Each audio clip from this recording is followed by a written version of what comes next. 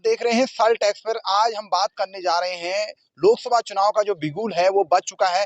तमाम का जो राष्ट्र पार्टी है, कांग्रेस और भाजपा, वो तमाम दलों की तैयारियां जोर शोर पे है। आज हमारे साथ इस समय खास बातचीत करने के लिए मौजूद हैं युवा कांग्रेस के। नमस्कार, आप देख रहे हैं सल्ट एक्सप्रेस। आज हम बात कर रहे हैं लोकसभा चुनाव दो 2024 की। 2024 के लोकसभा चुनाव का बिगुल जो है बज चुका है। तमाम पार्टियां जो है लोकसभा चुनाव की तैयारी में कर रही हैं। इस समय हमारे साथ खास बातचीत करने के लिए मौजूद हैं सल्ट से तेज तर्रार युवा नेता जो कहे जाते हैं और विधानसभा के अध्यक्ष यूथ कांग्रेस के अमित रावत जी। अमित जी, आपका बहुत बहुत स्वागत है सल्ट एक्सप्रेस में। आपका मेरा आपसे पहला सवाल, लोकसभा चुनाव सिर पे है, तमाम पार्टियां जो है अपनी तैयारी कर रही हैं। आप एक युवा कांग्रेस के विधानसभा अध्यक्ष की आपको जिम्मेदारी मिली है, किस तरह से देख रहे हैं, किस तरह की तैयारियां हैं सल्ट में? सर्वप्रथम पहाड़ की आवाज़ सल्ट एक्सप्रेस की टीम का धन्यवाद। देखिए, लोकसभा चुनाव बिल्कुल नज़दीक हैं और इसकी तैयारियों को लेकर जहाँ तक बात है तो पिछले 5 सालों में ही लगातार हम जनता के जो मुद्दे हैं उनको विभिन्न माध्यमों से उठाने का काम भी किया है हमने, और आप उसके साक्षी भी हैं, आप उसके गवाह भी हैं। देखिए, सर्वप्रथम जो हमारे पहाड़ों का आज युवाओं का जो आपने फोकस करते हुए मेरे पे प्रश्न उठाया है, तो मैं कहना चाहूँगा कि सर्वप्रथम जो युवाओं की बात है, जो युवाओं को लेकर मोदी जी का नारा था, पहाड़ की जवानी पहाड़ का पानी, वो केवल बातों तक ही सीमित रह गया है। पहाड़ के युवाओं के लिए कोई भी ऐसा जो इनके द्वारा नीति बनाई गई, वो धरातल पे उतरने का नाम नहीं ले पा रही है। आप बात करें युवाओं को लेकर, मुख्यमंत्री ने एक रोजगार योजना चलाई। उस योजना को चलाने का उद्देश्य तो बहुत अच्छा था, पर धरातल पर नहीं उतर पाया। क्यों नहीं उतर पाया? क्योंकि उनकी नियति नहीं थी उतारने की। आज आप देखिए, उद्योग विभाग से एमएसएमई और बाकी दूसरी-तीसरी योजनाएँ हैं, जिसके माध्यम से युवाओं को रोजगार सृजन के लिए इन्होंने कहा था, वो धरातल पर नहीं उतर पाई। क्यों नहीं उतर पाई? क्योंकि इनकी नियति नहीं थी पहाड़ को बसाने की। और आपने देखा होगा पीछे कुछ दिनों में लगातार भू कानून जैसे मुद्दे उठ रहे हैं, तो उसके पीछे का कारण यही है।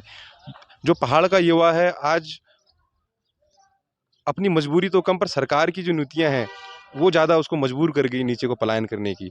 ना तो यहाँ पे एक शिक्षा का स्तर उठ पाया जिससे वो राष्ट्रीय स्तर पर और अंतर्राष्ट्रीय स्तर पर अपने लिए रोज़गार के अवसर तलाश पाता। ना ही यहाँ पे कोई ऐसी मल्टीनेशनल फैक्ट्रियाँ आई जिसमें वो रोज़गार अपना देखता।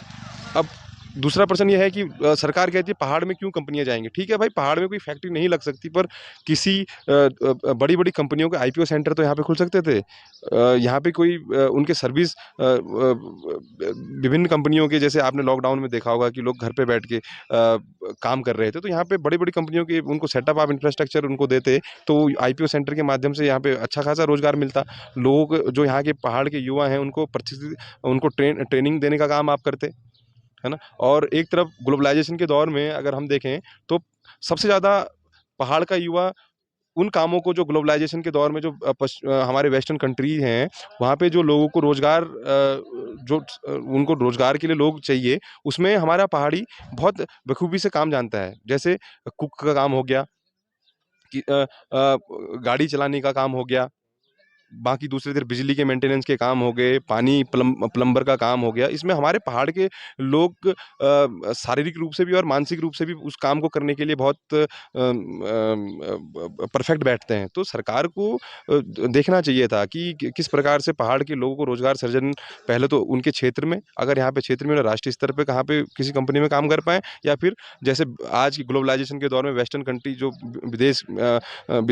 विदेश की कंट्रियाँ हैं, जैसे अमेरिका, जापान जैसी जो कंट्रियाँ हैं, जहाँ पे लोग वृद्धावस्था में ज़्यादा हैं, तो हमारे यहाँ के पहाड़ के लोग वहाँ पे जाके काम कर सकते थे। उस दिशा में भी कोई काम नहीं हुआ। तो इसमें सरकार की विफलता तो ये है कि रोज़गार सृजन के लिए पहाड़ के युवाओं को ट्रेन नहीं कर पाई है। दूसरा, एक जब कोई सरकार पॉलिसी बनाती है, तो पॉलिसी केवल देहरादून में बैठ के एसी के कमरों में बैठ के बन रही है। उनको धरातल वास्तविक स्थिति का पता नहीं है कि किस प्रकार से जो पॉलिसी है वो हाशिए पे, जो अंतिम व्यक्ति है पहाड़ का, उस तक वो योजना का लाभ कैसे पहुँचा जाएगा। तो युवाओं की भावनाओं को ही नहीं समझ पाई है सरकार। अभी देखिए आप, जितने भी यहाँ पे बच्चे हैं, जहाँ हज़ार-हज़ार बच्चे 12वीं क्लास में होते थे, आज वहाँ पे मात्र 12-14 बच्चे रह गए हैं। जिस स्कूल में बच्चे पढ़ना चाह रहे हैं, कोई गणित पढ़ना चाह रहा है, उस स्कूल में गणित की व्यवस्था नहीं है। वो तो क्या करेगा?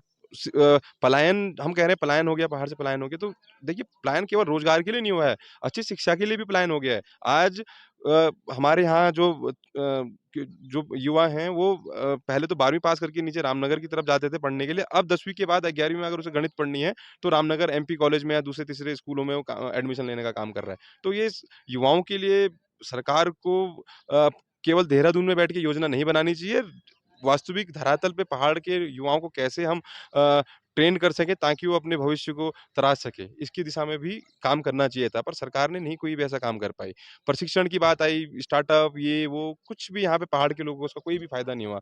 आप बता दीजिए कि सल्ट ब्लॉक में कितने लोग एमएसएमई हो गया या दूसरे जो इनके स्टार्टअप या दूसरे-तीसरे जो योजनाएँ भारत सरकार ने और राज्य सरकार ने जो चलाई हैं, उसको कितना लाभ मिल पाया है? कितने लोगों को लोन मिल पाया है? कोलेटरल फ्री लोन इन्होंने कहा हम दे रहे हैं, कितने लोग उसका लाभ ले पाए? योजना तो अच्छी है, योजना हम विपक्ष में इसका मतलब नहीं कि योजना का वो करें, पर योजना का लाभ कितने लोग उठा पाए, ये भी तो सरकार की ही वो है ना कि सरकार की ही योजना है, तो सरकार को जनता तक लेके जाना चाहिए था कि यार हमारे द्वारा ये योजना है, इसका आप लाभ लीजिए। तो बिना कोलेटरल फ्री जो लोन उद्यम जो जिनका रजिस्ट्रेशन उद्यम में है या जो एमएसएमई में रजिस्टर्ड हैं, उनको मिल रहा था, तो जनता उसको जब समझ ही नहीं पाई एमएसएमई है क्या, जो कोलेटरल फ्री लोन है उसको ले ही नहीं पाई, तो योजना बनाने का फ़ायदा क्या हुआ? योजना तो नीचे के लोग ले गए, जो पढ़े-लिखे लोग थे। पहाड़ के लोगों को तो उसका लाभ नहीं मिल पाया। कहने का मतलब यही है केवल जो यहाँ से पलायन हो रहा है, रोज़गार के लिए नहीं हो रहा है, यहाँ पे केवल शिक्षा के लिए नहीं हो रहा है, यहाँ पे जो किस तरह का उत्साह देख रहे हैं लोकसभा चुनाव में लेकर? देखिए, हम युवा कांग्रेस के हैं, हमारे अंदर तो 24 घंटे जोश ही रहता है और पिछले 5 सालों से लगातार कंस्ट्रक्टिव जो जैसे महात्मा गांधी जी के अनुयायी हैं हम, तो उनके जो मार्गदर्शन है, उस पे हम निरंतर चलते आए हैं। विपक्ष की भूमिका भी हमने बखूबी निभाई है। विभिन्न मुद्दों को लेके हमने समय-समय में सरकार को भी चेताया है और अधिकारियों को भी चेताया, चाहे रोड के मामले हों, चाहे अन्य दूसरे-तीसरे मामले हों, बुजुर्ग पेंशन की बात हो, चाहे कहीं पे किसी को लाभ लेना हो सरकारी योजना का, हम उसमें निरंतर लगे हैं। और रही बात हमारे अंदर उत्साह भर के भरा हुआ है और हम उसी उत्साह के साथ जनता के बीच में जा रहे हैं। पर पहाड़ों में विशेषकर पहाड़ के युवाओं में सरकार की जो ये 5 साल का कार्यकाल रहा है, इससे काफ़ी ज़्यादा निराशा है। भर्ती घोटाले एक अहम मुद्दा रहेगा इसमें कि भर्ती में किस प्रकार से हाकम सिंह और ये मामले पूरे के पूरे विराजमान हैं आज की डेट में। युवाओं के दिमाग में वो बातें हैं कि किस प्रकार से हमारी नौकरियों को अमीर आदमियों को बेच दिया गया, वो मुद्दे भी हैं। किस प्रकार से युवाओं ने लाठी खाई है, किस प्रकार से युवाओं के ऊपर एफआईआर हुई है, किस प्रकार से बॉबी पवार के साथ जो एक समाज की हित की बात कर रहा था, उसको किस प्रकार से दबाया गया, सारे मुद्दे युवाओं के मन में हैं। अब ऐड हम किसी कंपनी को देते हैं, तो वो ऐड चलाएगी 400 पार, 800 पार भी कह देंगे कल को तो। पर लोग ऐसा थोड़ी होता है कि 400 पार 500 पार जब जनता जनार्दन के बीच में जब जाएँगे तो ऑटोमेटिक ही पता लग जाएगा। ये केवल एजेंडा है लोगों को गुमराह करने का 400 पार 500 पार ऐसा कुछ नहीं है। जनता उन मूलभूत जो पर्सन हैं जनता के, रोज़गार के, चाहे महिलाओं के ऊपर अत्याचार की, उनको देखकर वोट देगी। अनुयायी हम भी हैं, हम भी पहाड़ के ठाकुर हैं, हमने भी चुटिया रखी है, हमने भी जनेऊ पहना है ना? और कान में कुंडल हमने भी पहने हैं। तो क्या भाजपा होने के नाते ही मैं राम का भक्त कहलाऊँगा या मैं हिंदू हूँ बाय बर्थ मैं तब भी राम भक्त कहलाऊँगा? इससे राम देखिए हमारी आस्था हमारे भगवानों के प्रति है और रहेगी और हमारे बुजुर्गों की थी, हमारे पिताजी की रही, अब हमारी और मेरे आने वाले संतान की रहेगी। इसमें ये कोई इसका मतलब चुनाव से क्या मतलब हो गया? मुझे तो ये समझ में नहीं आ रहा है और सबसे बड़ा प्रश्न ये है कि हम युवा हैं। हम विश्व के सबसे बड़े लोकतांत्रिक देश के युवा हैं और वहाँ पे इस तरह की बातों को रखना, तो ये मुझे लगता नहीं है कि मेरे अपने व्यक्तिगत विचार हैं कि मुझे नहीं लगता कि धर्म को और राजनीति को एक साथ जोड़ना चाहिए। भाजपा का कहना है कि तमाम जो योजनाएँ हैं उसको जन-जन तक पहुँचाया जा रहा है। क्या उसका असर भी लोकसभा चुनाव में दिखेगा? देखिए, मैंने आपको स्पष्ट कर देना चाहता हूँ कि जन-जन तक जो योजनाएँ हैं, केवल टीवी के माध्यम से और पैम्पलेट के माध्यम से और पोस्टरबाज़ी के माध्यम से दिखाई दिया है। आपको मैं गारंटी के साथ कहता हूँ कि आप सल्ट जो हमारी विधानसभा है, यहाँ पे 15 आदमियों को ऐसे दिखा दीजिए, जिनको सरकार की मुख्यमंत्री जो स्वरोज़गार योजना है, उसके फ़ायदे हों, एमएसएमई की योजना है, उसके फ़ायदे 10 आदमियों को पहुँचे हों, मैं राजनीतिक जीवन से संन्यास ले लूँगा। ये केवल धरातल पे कहने की बातें हैं, धरातल पे बिल्कुल भी इसका कोई दूर-दूर तक कोई नाता नहीं है। एक होम स्टे की आप बात कर रहे हैं, उसकी क्या प्रक्रिया है आप तो मुझे तो छोड़िए, किसी भी पढ़े-लिखे व्यक्ति को पूछेंगे, वो भी असमंजस की स्थिति में पड़ जाएगा। और ये हमारे उत्तराखंड बनने के बाद जो हम पहाड़ियों के साथ छलावा हो रहा है, उसका जीता-जागता उदाहरण मैं आपको देता हूँ। एक पॉलिसी है, उसके तहत रजिस्ट्रेशन के लिए पिछले 1.5 महीने से मैं लगातार जिला उद्योग डीआईसी जो अल्मोड़ा है, उससे संपर्क कर रहा हूँ। आज तक उसका समाधान नहीं हो पाया है। तो आप कैसे कह देंगे, हम कैसे मान लें कि ये उद्योग विभाग वाले पर्यटन को बढ़ावा देने के लिए होम स्टे के ऊपर काम कर रहे हैं?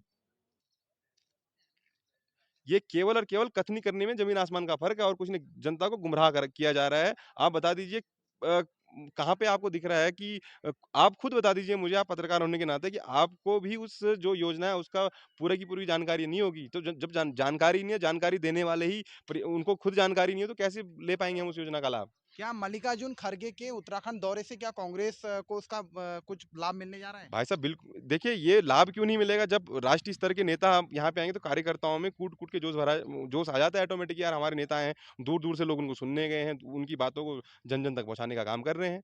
निश्चय ही हमारे आदरणीय अध्यक्ष जी आए थे तो बिल्कुल सभी लोगों में जोश भरा है। आपने देखा होगा अभी नारायण सिंह जी हमारे हैं, पूर्व जिला पंचायत सदस्य, उनके अंदर भी कूट-कूट जोश आ गया। हैं वो 40 साल के, दिखने 20 साल के लगने लगे हैं अब। वो भरपूर जोश उनके अंदर, घनानंद शर्मा जी हैं, उनके अंदर तो बिल्कुल एकदम 18 साल के थे कांग्रेस के युवा कांग्रेस के अध्यक्ष विधानसभा अध्यक्ष अमित रावत। इनका साफ तौर से कहना है कि जो लोकसभा चुनाव में कांग्रेस उत्तराखंड में परचम जीत के साथ जीतेगी। आगे भी हर छोटी बड़ी खबरों के लिए देखते रहिए सल्ट एक्सप्रेस।